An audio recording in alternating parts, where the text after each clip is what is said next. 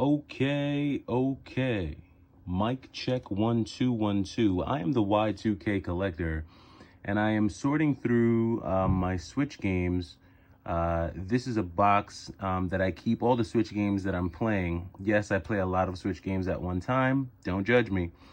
But this is a box with all the Switch games that I have, and I was going through my Switch collection because I am going to be doing some selling this week. And I just started to notice how many Switch games have actually shot up in price. And a lot of them have reached the point of no return, meaning they're priced so high that they are probably just beyond reach for most people. Not because most people can't afford it, but just because most people will probably not want to spend those prices on a Switch game. So I want to talk about 9 games that are beyond reach, and then an additional 3 games that are actually NEOGEO ports, which are still extremely expensive. So I'm going to start off with the three that I'm currently playing, and then we'll move on through. So let's go ahead and get it started. First one is going to be Vasara Collection. Now, this is a game that when it first came out, maybe about 30 bucks, 40 bucks. This was a strictly limited release, so this one wasn't as common. This probably wasn't something you would have seen in Best Buy, but it is a collection of some awesome 1990s shooters. It's one of the earlier releases from Strictly Limited. Beautiful graphics, awesome music, great sound, great gameplay. And this is one that has shot up. I'm pretty sure Vasara Collection now is somewhere between 75 to 100 bucks. My copy is open because I've been playing it, but I'm sure a sealed copy is pretty expensive. You can also get this on the Vita. I do have a sealed copy of this on the PS Vita as well, but this is a pretty cool one. So it's getting, I don't know if this one is really beyond reach if you're willing to like pay eBay prices, but it's definitely gotten up there. All right, another game that feels like it's always been beyond reach ever since I got a Switch and started playing the Switch, which was probably back in 2018, 2019 or so. But Dust and Elysian Tale. Now, this too is a limited run game, but I'm pretty sure that this came out around the time where limited run games were also being released in Best Buy. So you should have been able to get this game for, 30, 40 bucks. But this game, the price has shot up and down. It's gone up and down over time. But I want to say that Dust is probably leveled off somewhere around 130, 140 bucks for like a pre-owned copy. Sealed, I know this game is up there, 160, 180. I've seen the special editions go for 200. But Dust it's really just a side-scrolling hack and slash RPG game. This character that you see here is more of like the Tinkerbell of the game. She aids the main character, who is this guy. But a very cool game. Would recommend it. But again, this one is probably beyond reach. It's gotten to the point of no return, but it is a great one. Dust and Elysian Tale. And then I got a shooter here that I've been playing, and this is Rxn Ren. Now, this is by East Asia Soft. This is a shoot 'em up or shmup or space shooter, whatever you want to call it. This one is pretty cool. I think this one came with a manual, if I'm not mistaken. Hold on, let me see here. I think this one, this one comes with a manual, comes with a little sticker. I've played this some. This isn't my favorite shoot 'em up. It is a cool one on the Switch, but for some reason, this one has just jumped. I want to say this one's somewhere between 120 and 150. Even pre-owned. I haven't really seen a lot of new sealed copies of this game. I'm not sure if there was a limited print on this one, but this one is rare. You don't really see it. It is a game that came out earlier in the Switch lifecycle, but this one has definitely gotten to the point of no return. 120 to 150 bucks. Most people are not going to be willing to pay that, especially for like a shooter, a niche shooter. You'd really have to be into those types of games to pay that. But this is another one. All right, now we're going to get into some more common stuff that you may have seen at your local Best Buy, but they've just shot up. First up is Gigantic Army. Now, this is by Pixel Heart. This is a copy that I ordered directly from Pixel Heart Studios, but I think that you could have also gotten this game from Video Games New York or VGNY Soft. There was a limited print of this if you got it from if you got this game from Pixel Heart, right? So I think there were only 3,000 copies made. I have copy number 371, but as you can see, this is a pretty cool 2D side-scrolling shooter. So this is kind of like a mech type of game, like a mech side-scrolling shooter, similar to that of like Metal Warriors or you know, any of those, like I'm trying to think of another game that I have like this. Wolfang is a game that I have like this, but this is a pretty cool one. And again, this was like a $29 to $35 game, and now Gigantic Army is about $100 or better for a new sealed copy. It is a cool game. I don't know if it's worth that, but it is limited. It is kind of rare. You don't see it in the stores anymore. But Gigantic Army is definitely shot up in price. So if you do happen to see this or run into it, know that this is one of those rare Switch games that has hit the point of no return in terms of pricing. All right, next one up. This you would have definitely seen if you were shopping for Switch games back in like 2019, 2018, 2020. This is Salt and Sanctuary. So this is a kind of like a 2D side-scrolling Souls-like game where you can create your character. This comes with a two-sided poster, the manual, soundtrack, download code, all that cool stuff. All the extras are part of this. This is by Leadman Games or Leadman Games, however you want to say it. But this is like I said, it's a Souls-like Metroidvania style game that was reasonable if you had gotten it at Best Buy. This was a $29 game. Now Salt and Sanctuary, I think this game is like 150 plus. Am I wrong? Let me know in the comments, but this one is shot up a lot. I was actually shocked when I was going through my Switch collection just to see how much this game has increased in value. But this is one that has gone well beyond the point of no return. Odds of you finding this in a Best Buy are very slim, and you'll probably be subject to eBay or some other method of getting this game. But Salt and Sanctuary is a cool one.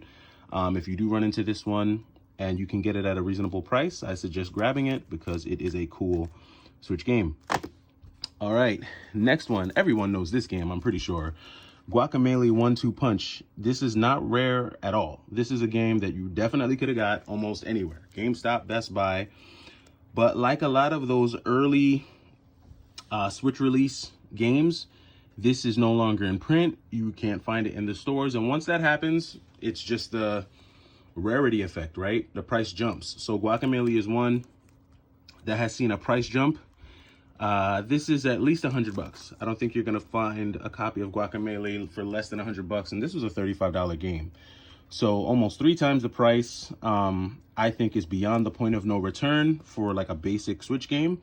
This too was by Leadman, and if you did get this, you got the original soundtrack, the DLC for both games, and a two-sided poster along with a manual. So a lot of goodies in this one as well. But Guacamelee has definitely hit the point of no return. So if you do find this one, grab it.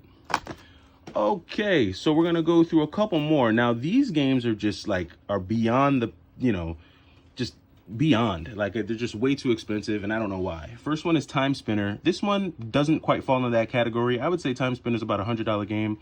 This was about a $30 game released by Limited Run. First, you could only get it on Limited Run's website, but then you were able to get it at Best Buy. I believe I got this copy at Best Buy while they still had it. I got Timespinner right as the print run was done. Like right when it was no longer on the shelves is when I got my copy. And now it's about $100 to get this. This is a very good Limited Run game though. Like if you get a chance to get Timespinner, I would get it. The story is actually pretty cool. Kind of a different game, little different when you get into the story, but it's cool. The graphics are great. I love the music in this game. Closest thing to Castlevania Symphony of the Night that I've played, and there are a lot of games who have tried to mimic Symphony of the Night. I think Timespinner does a good job. Check this one out if you get a chance. But this one has gotten to the point beyond no return. This is an expensive game. All right, now we're going to talk about 2 that are just ridiculously expensive. I don't get why, but we're going to talk about the first one. R-Type Dimensions. This was an early release in the Switch lifecycle, and really the only 2 games on this cart are R-Type 1 and R-Type 2. I know there's like a more modern, like a better HD view, like there's a more modern view of R-Type 1 and 2. I think you can upscale it or something like that. But part of why this one is so rare is this is one of the earlier strictly limited releases. I think this is number 17. So this is early. This is an old game. Definitely no more prints of this being made. But this is a real rare one. R-Type Dimensions EX goes for anywhere between $175 and $200. Again, just beyond the point of no return on this one. If you do happen to find a copy of R-Type Dimensions EX, I suggest you grabbing it. But this is one that you will wind up having to break the bank for. All right, next up, they released part 2 of this game. I didn't get it, but it is pretty cool, and that's Blossom Tales. Don't have a lot to say about this game. This is a top-down action RPG, plays like Zelda. I never got a chance to open this one up, and I never downloaded the game either, but a lot of really cool things that I've heard about Blossom Tales. This is a $200+ Switch game. I don't know if it just jumped up because part 2 came out, but this is an expensive one. This is by limited run, so odds of you finding this in a store are slim to none, unless it's like a retro game store or a specialty game store like a mom and pop.